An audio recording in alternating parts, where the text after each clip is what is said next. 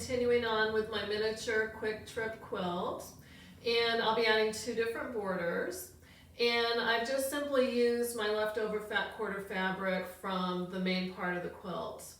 And so let's get started with border number 1. I've chosen for my first border my lightest colored fabric from the main part of my quilt. And I'm just using, like I said, the remainder of my fat quarter. And in the longest direction here, I will cut 4 strips at 1 1/4 inches wide. Okay, I'll just fold my fabric in half. I'll use the lines on my cutting mat to even out my right edge here. I have it all lined up. I have a line on my ruler that goes nicely with the folds on my fabric. And this is all lined up.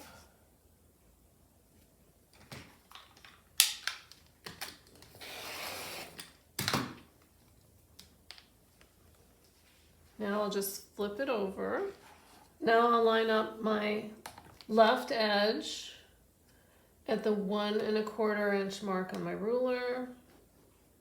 And I'll make sure I have a line on my ruler at the bottom lined up with my fold line.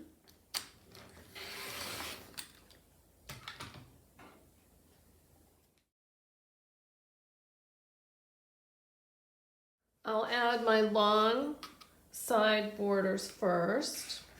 And what you want to do is measure your quilt. And it's just about 18 inches in the center, and then measured on each side.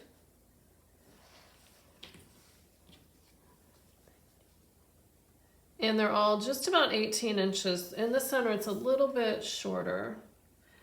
So I'll go ahead and I'll cut 2 of my border sections at 18 inches long. I have 2 of my border pieces, and I'll just, again, kind of the same thing I just did. I'll trim the ends off so they're exactly even.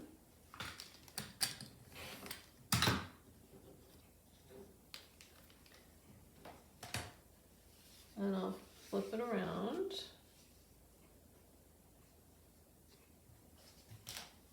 I'll place my ruler at the end at the 18 mark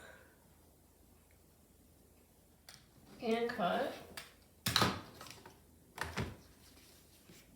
Now I'll pin these side borders in place, and it's right sides together.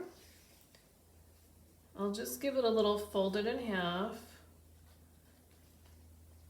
and then I'll match up that center fold mark with the center of my quilt.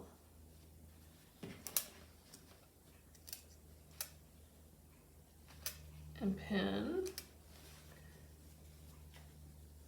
And then I'll place a pin on each end. And I did want to mention, if your measurements were much different from the center to the edge, you can square up your quilt. You know, do a little bit of trimming to get it a little bit more even. And then I'll repeat that with this border, and then I'll take it to the machine. Now you might ask yourself, why is she doing that, measuring these and attaching them, when you can just take your strip of border, sew it on, and trim it off? Well, you get much nicer results if you know that both of your border pieces are cut at exactly the same size.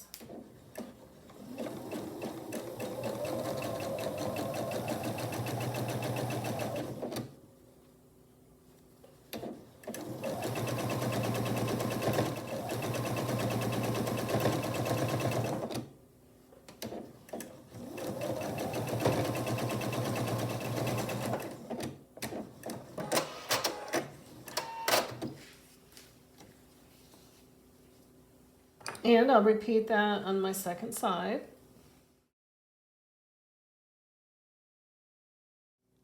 I'll set the seam and then press away from the center.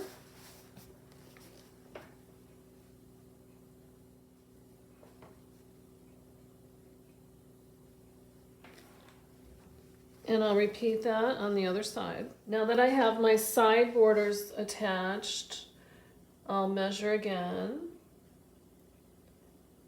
And it's just under 14 inches in the middle. Same here. And let me just check the bottom. And the same. So I'll cut these just like I did before. And I'll pin those in place.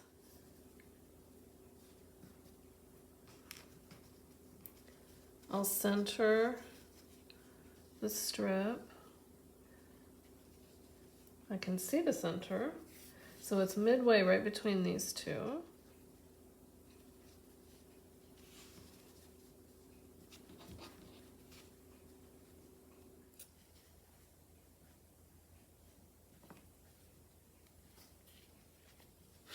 I'll repeat that with the other end.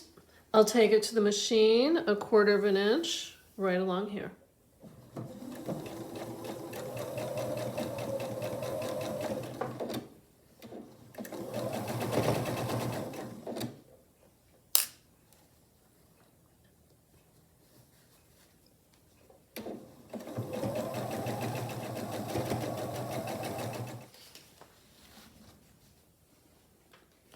Again, set the seams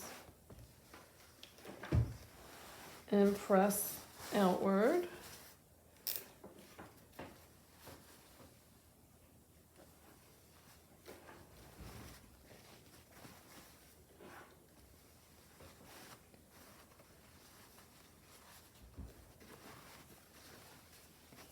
So for my second and final border, I'll cut 4 strips, this time at 2.5 inches wide by the length of my fat quarter. And I'll sew this second border the same exact way as I did my first border, and I'll just do that off camera. I've got my final borders on. Just give them a press.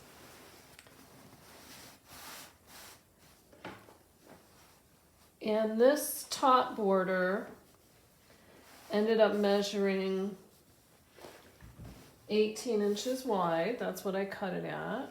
And the long border along the sides, I ended up cutting those at 19.5 inches.